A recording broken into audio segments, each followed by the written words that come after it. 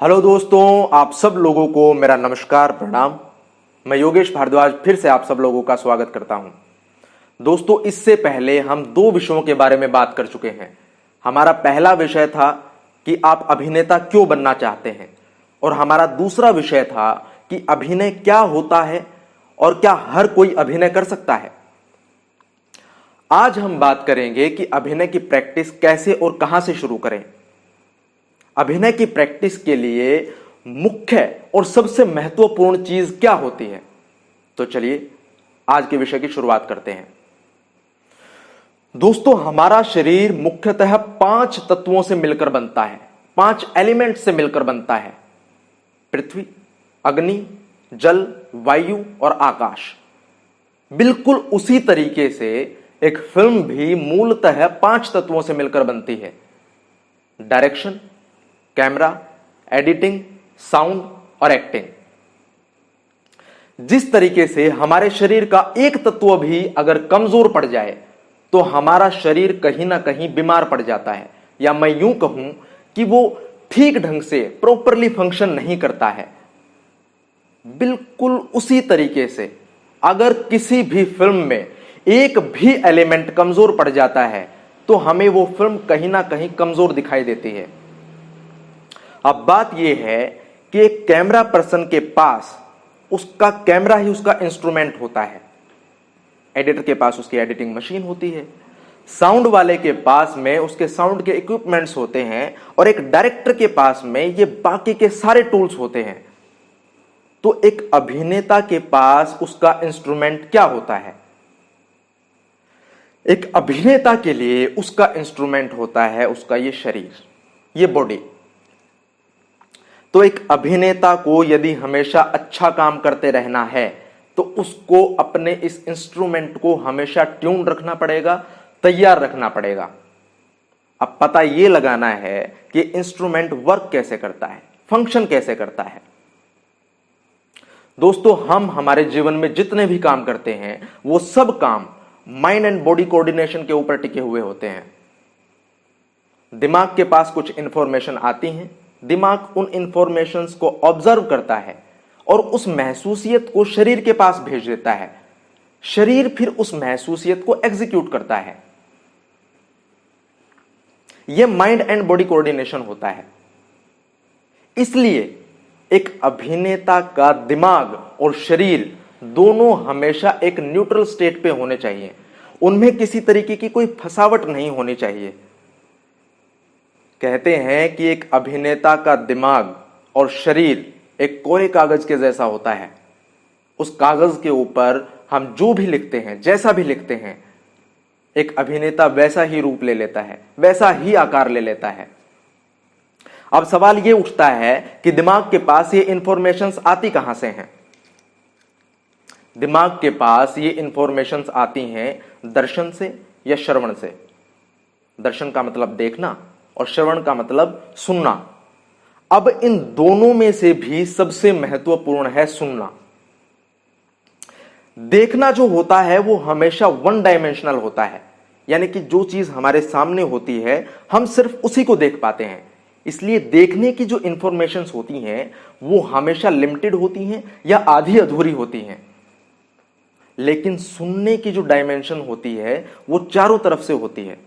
हम चारों दिशाओं से सुनते हैं। इसलिए सुनने की जो इंफॉर्मेशंस होती हैं वो कहीं ना कहीं कंप्लीट होती हैं और सच के बहुत करीब होती हैं। और जो सच के बहुत करीब होता है वो सात्विक के बहुत करीब होता है, और सात्विक तक पहुंचना ही तो हमारा लक्ष्य है। दोस्तों, मैं आपको एक उदाहरण के तौर पर समझाता हूं। पहले के जमाने में जब टीवी नहीं आए थे तो सब लोग रेडियो के ऊपर कहानियां सुना करते थे।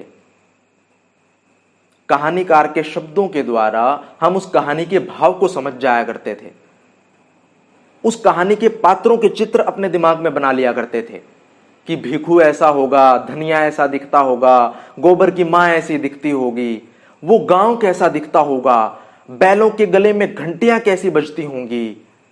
हम एक समय के लिए उस कहानी के गांव में अपने आप को महसूस करने लग जाते थे। यह श्रवण की ताकत है, यह सुनने की ताकत है।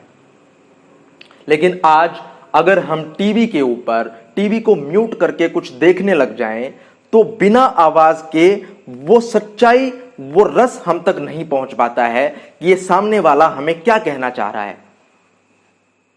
किसी महापुरुष ने बहुत ही अच्छी बात कही है कि जब हम बोलते हैं तो हम हमेशा वो बोलते हैं जो हम ऑलरेडी जानते हैं, लेकिन जब हम सुनते हैं तो हम हमेशा कुछ ना कुछ नया सुन रहे होते हैं।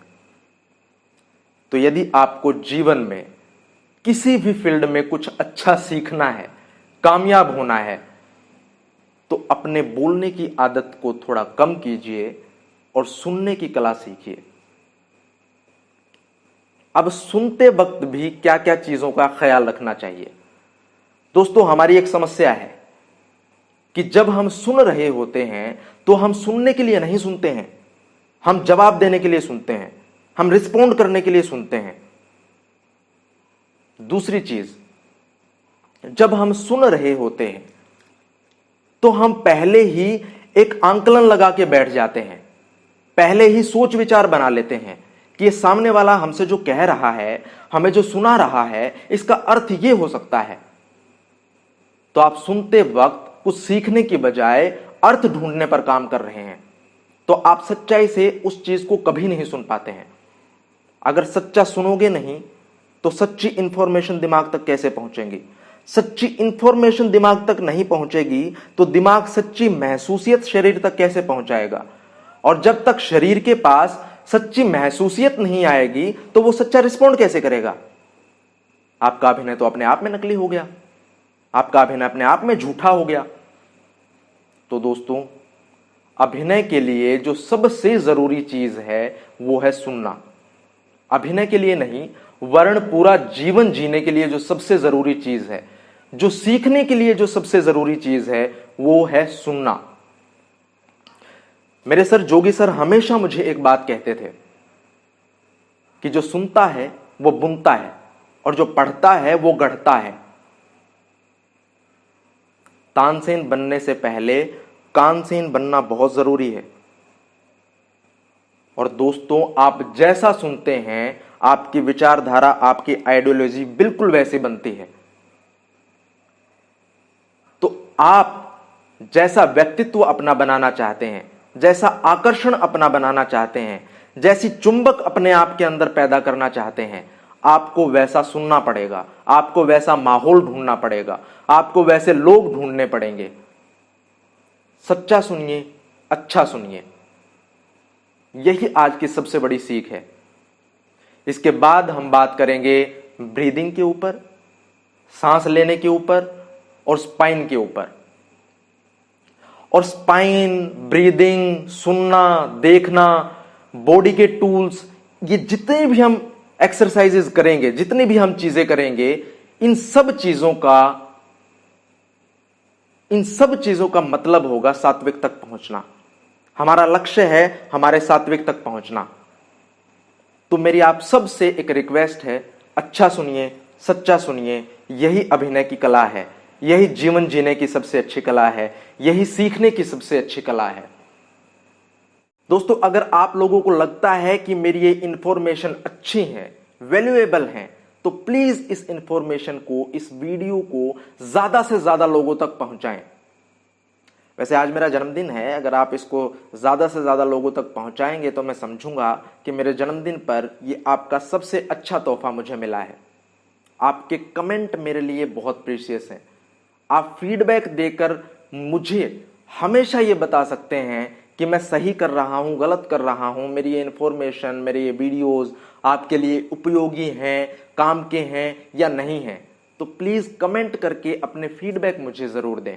अपना ख्याल रखें, घर पर रहें, सुरक्षित रहें। नमस्ते।